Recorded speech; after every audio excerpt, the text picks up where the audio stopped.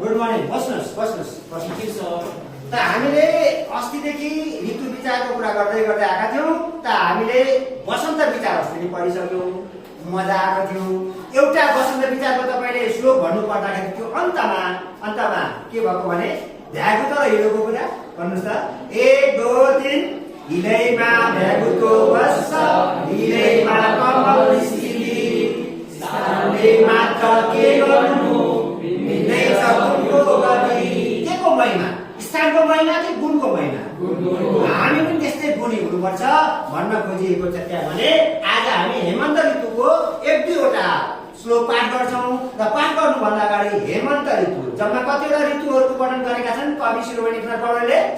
6वटा ऋतुहरू मध्ये क्रमैले भन्दै जानु भने वसन्त ऋतु अनि ग्रीष्म, वर्षा, शरद, हेमन्त, शिशिर। अनि कुन चाहिँ ऋतुलाई ऋतुहरूको राजा भनिएको छ? त्यस्तै ऋतुहरू मध्येको निकै जाडो भएको ऋतु हो हेमन्त ऋतु। र यही हेमन्त ऋतुको कुरा कवि शिरोमणि कविले भनेका छन्। र सम्पूर्ण ऋतु विचारमा विशेष गरेर केलाई? प्रकृतिलाई, जीवनलाई, जगतलाई उनले जोड्न खोजेका छन्। एकाअर्कामा प्रकृति, जीवन, जगत परस्पर सहयोग बिना केही हुन सक्दैन भनेका छन्। त हामीले यो तपाईलाई मैले हल्का रूपमा हेमन्त ऋतुका गरे। तपाईले अब पाठ गर्नुहुन्छ। कसरी पाठ गर्नुपर्ने तपाईले सिक्नुपर्ने हुन्छ। गर्दा बढ्दै खुसी साथ सरस सौन्दर्य वर्णन, हेमन्तले खिचिहाल्यो कविको लेखनीकन। भारी बोकेर जाजुवासरी हिमन्तले अनादरी, मैलो दुर्गन्धो थैलो त्यो हेमन्त भयङ्कर। देखेर डरले भागी सडकबाट दिगन्तर। हेमन्त काटिनी रूपताले कठ्याउँछ,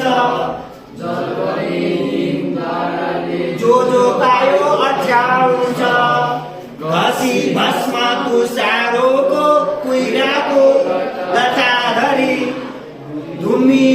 धुमिएको छ हेमन्त अवधुतै बराबरी।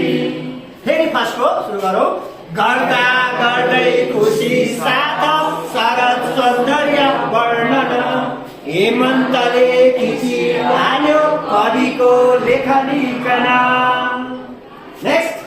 भारी बोकेर जाडको टाढको बटुवा सरी, हेमन्त आयो मैलो अनादरी। हेमन्त ऋतुमा हेर्नुहोस्, हेमन्त ऋतुमा खुसी हुन्छ कि दुःख हुन्छ? दुःख हुन्छ। किन दुःख हुन्छ भन्दा चाहिँ शरद उज्यालो ऋतु गइसकेको हुन्छ। अनि कविको कुरा गरे। कुन कविको कुरा गरे? कवि लेखनाथ पौडेलले आफ्नो हेमन्त ऋतुको वर्णन गर्दा हेमन्त ऋतुलाई जाडोसँग तुलना गरेका छन्। अनि हेमन्त ऋतुमा सफा हुन्छ कि मैला हुन्छ भनेको छ? मैला। किन? चारैतिर के लागेको हुन्छ? बादल लागेको हुन्छ, उज्यालो हुँदैन, शरद ऋतु जस्तो हुँदैन। हेमन्त ऋतु भन्दा अगाडि कुन चाहिँ ऋतु आएको हुँदो रहेछ? शरद। शरद के को ऋतु हो? उज्यालोको। हेमन्त के को ऋतु हो? अँध्यारो। किन अँध्यारो भन्दा सबैतिर कुहिरो लागेको हुन्छ, हिउँ परेको हुन्छ। हिउँलाई केसँग तुलना गरेको छ? डाँटसँग तुलना गरिएको छ। धन्यवाद।